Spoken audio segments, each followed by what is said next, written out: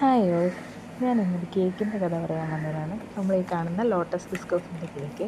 ഞാൻ എൻ്റെ ലൈഫിൽ രണ്ടാമത്തെ തവണയാണ് ഐസിങ് കേക്ക് ഉണ്ടാക്കുന്നത്. ഒന്ന് എൻ്റെ മോളുടെ ബർത്ത്ഡേക്ക് ഞാൻ തട്ടിക്കൂട്ടി ഒരെണ്ണം ഉണ്ടാക്കി, ഒട്ടും ശരിയായില്ല, പക്ഷെ വീട്ടിൽ കഴിച്ചാൽ മതിയല്ലോ.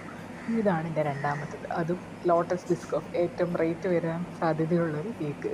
ചോക്ലേറ്റ് ഉണ്ടാക്കുന്നതുകൊണ്ട് അതിൻ്റെ ആവശ്യത്തിനായിട്ട് ലോട്ടസ് ബിസ്കോഫിൻ്റെ സ്പ്രെഡും ബിസ്ക്കറ്റും ഒക്കെ നമ്മുടെ കയ്യിലുണ്ടായിരുന്നു. അപ്പോൾ ഇതുണ്ടാക്കാനുണ്ടായ സാഹചര്യം, എന്നോടൊരു ഒരു 1.5 കിലോമീറ്റർ പരിധിയിലുള്ള എൻ്റെ ഫ്രണ്ട് പറഞ്ഞു, ഒരു ദിവസം വൈകിട്ട് ഒരു 5 മണിയായപ്പം വിളിച്ചിട്ട് പറഞ്ഞു, എടാ എൻ്റെ സിസ്റ്ററിൻ്റെ അവിടെ ബർത്ത്ഡേ ആണ്, ആളുടെ ഹസ്ബൻഡ് എന്നെ വിളിച്ച് ഏൽപ്പിച്ചതാണ്, അപ്പം എന്താ ഒരു ഗിഫ്റ്റ് സെറ്റ് ചെയ്യണം, പിറ്റേ ദിവസം രാവിലെ 7 മണിക്ക് തന്നെ ഡെലിവറും ചെയ്യണം.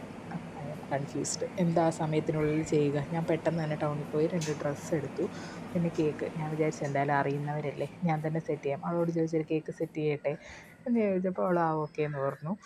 അങ്ങനെ ഞാൻ രാത്രി ഒരു 3 മണി വരെ ഇരുന്നു. വെളുപ്പിനെ 3 മണി വരെ ഇരുന്ന് നമ്മുടെ കേക്കൊക്കെ സെറ്റ് ചെയ്ത് അവർക്ക് ഇഷ്ടപ്പെട്ട്, ഞാൻ അവരുടെ കമൻസ് ലാസ്റ്റ് ഞാൻ ആഡ് ചെയ്തേക്കാം. അങ്ങനെ നമ്മൾ ലൈഫിൽ ആദ്യമായിട്ട് കേക്ക് സെയിലിലോട്ട് സ്റ്റാർട്ട് ചെയ്തു. ഇതെനിക്കൊരു കോൺഫിഡൻസ് ആയിരുന്നു.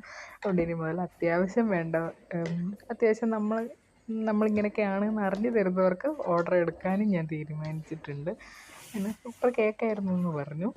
ഞാൻ വളരെ ഹാപ്പിയാണതിൽ. റിവ്യൂ സൂപ്പർ കേക്കൊക്കെ നല്ല ടേസ്റ്റ് ഉണ്ട് കേട്ടോ. അടിപൊളി കേക്ക്.